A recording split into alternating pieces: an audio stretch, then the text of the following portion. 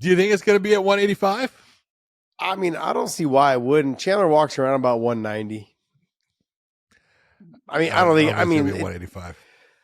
I don't think Chandler wants to fight. I don't think Conor is going to make 55, and I think Chandler. I don't think make 55. I think it'll be at 170. But I think Chandler has waited this long, and he is waiting for his red panty night.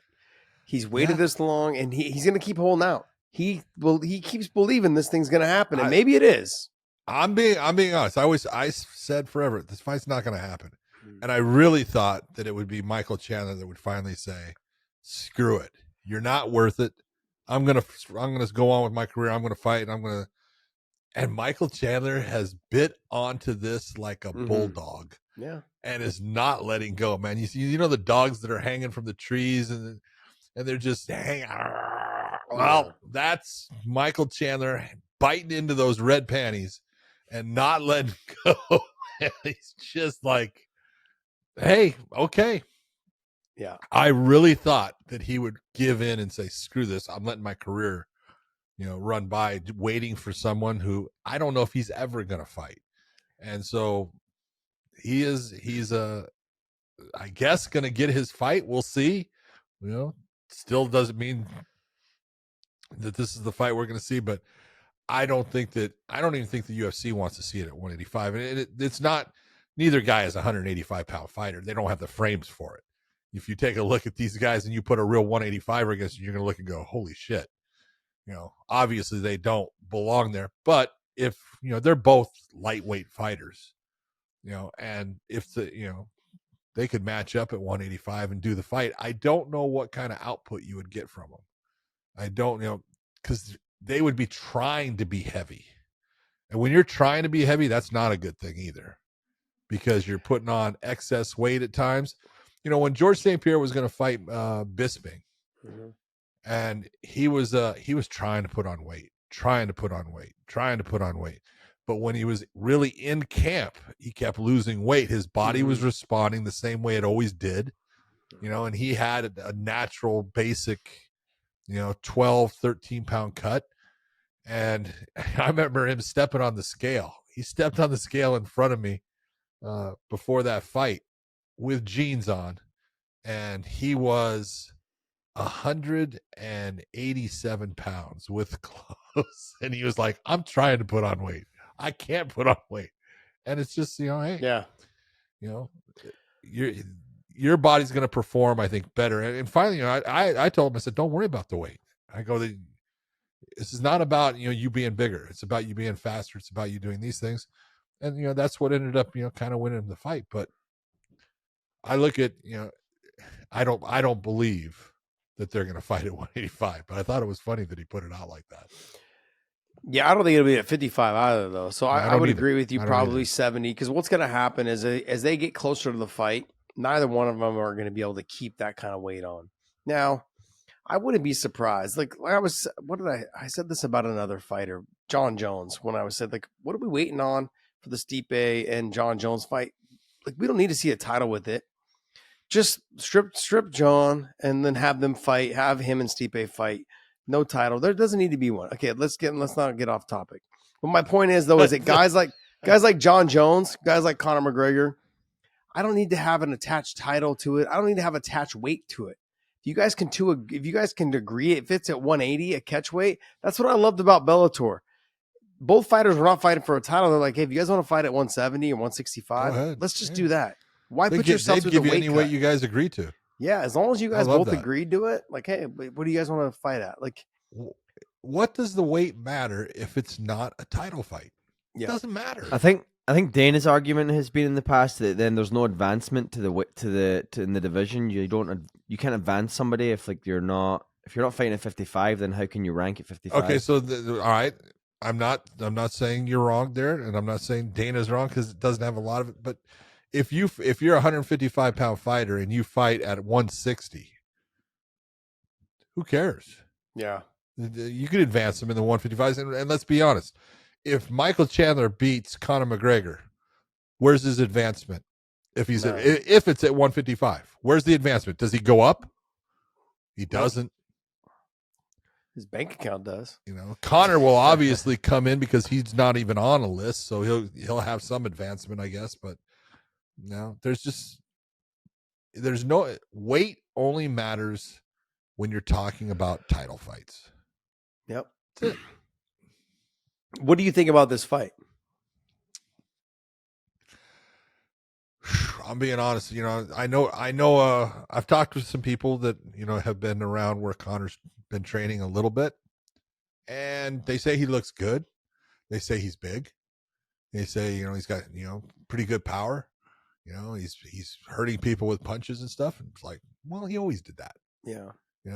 That was never something that he had a problem doing. So I look and I go, he hasn't fought in a long time, and there's a big difference between fight speed and training speed, sparring speed, everything we do in the gym speed. It's just different. But I'm going to say Michael Chandler hasn't fought in a while either now. So it's kind of washing it out. There's obviously, Chandler has fought, in a shorter time of frame, I guess, than Conor, but still, it's over a year now. Excuse me. It will be over a year, definitely, by the time he gets back in the cage. I would have given probably Conor the advantage a little bit. I guess prior to the leg break, but I think the calf kicks and the leg kicks against Chandler are something you really need to use. And people think, because he's got the plate in his leg, he's gonna be able to kick. No, it's gonna make it worse. It's gonna hurt. Yeah, I've had a plate in my leg since 2008, 2009. It doesn't make it better. It makes it worse. It's horrible to kick with a plate in your leg. There's no flexion in the bone. It just hurts. If you hit the bone, if you kick them and they check, you could probably break it again pretty easily. That's one. Two is if his bone hits your plate, it's so painful for the fighter who has the plate in. Don't think it's the other way around. I'm sure it hurts them also, but no, it is painful for the person with the metal plate in.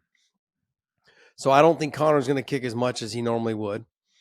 In terms of Chandler's always had a problem with southpaws. So that will give him a little bit of a problem in terms of how well Conor moves on his feet. But will Conor be the same fighter as he was previously? Will he have lateral movement like he does? Will he be clean and crisp with his boxing like he has been? Will he do those things? Will he be able to keep that bounce in his step past round 1.5? Because no matter how dumb Michael Chandler fights, and he always looks like he's tired after like a round and a half, he always can take a step back, couple deep breaths, and he pushes on.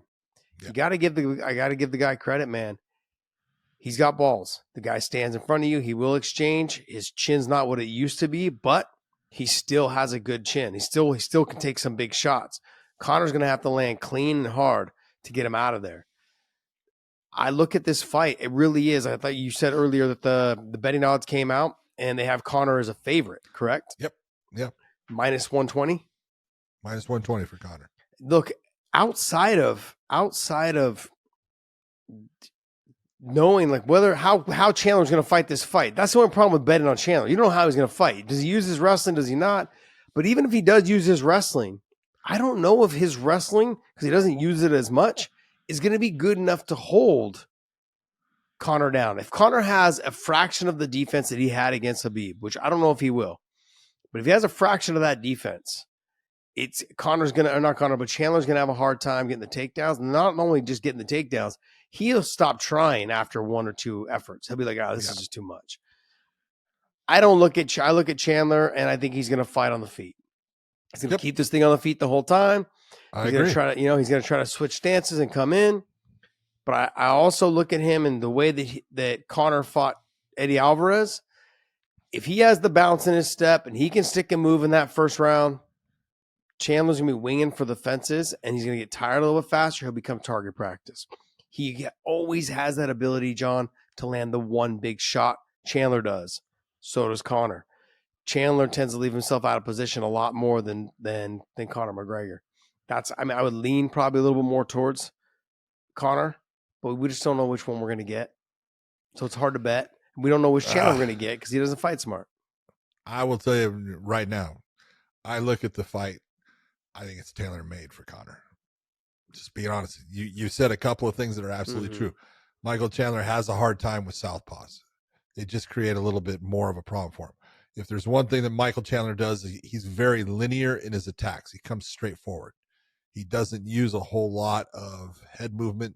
It's a straightforward attack. Conor's great with someone that's like that, keeps their head on that center line and moves towards him because he just takes a nice little step to the side, blip, and then he starts piecing you up. The teep kick, I don't think he's going to attack the leg. I agree with you there.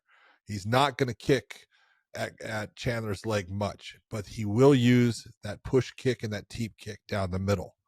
And that is very effective for him. It's like a jab to the body, and he uses it incredibly well. And the way that Michael Chandler is set up, the way he sets himself up, he's just absolutely open for it. And I just look at Conor's got a great chin too. You got to give him credit. He's got a good chin. Now, Dustin Poirier, yeah, he knocked him out, but it was the leg kicks and the inability to move and then a little bit of exhaustion with it and all those things. Conor's got a good chin too. And Mike's got the chance of trying to land the big shot, but I don't think one big shot's going to put Conor away. And I look at it and I think that overall, you're going to see Conor McGregor taking that fight.